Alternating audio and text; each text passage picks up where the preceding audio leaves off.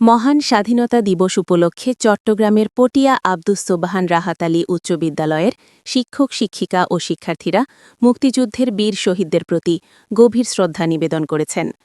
বৃহস্পতিবার দুপুরে বিদ্যালয় প্রাঙ্গণে অবস্থিত শহীদ মিনারে পুষ্পস্তবক অর্পণের মাধ্যমে এ শ্রদ্ধা জানানো হয়। এ সময় শিক্ষক শিক্ষিকা ও শিক্ষার্থীরা নীরবে দাঁড়িয়ে শহীদদের স্মৃতির প্রতি সম্মান জানান। শ্রদ্ধা নিবেদনের পর বিদ্যালয়ের মিলনায়তনে এক আলোচনা সভা অনুষ্ঠিত হয়।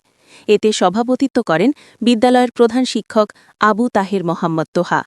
আলোচনা সভায় বক্তব্য রাখেন সহকারী প্রধান শিক্ষক পীযূষ কান্তি পাল, সিনিয়র শিক্ষক আব্দুল মোতালেব, মাওলানা মাহবুবুর রহমান, নুরুল আবসার, শাহজাদি বিলকিস আখতার ও নিজামুদ্দিন।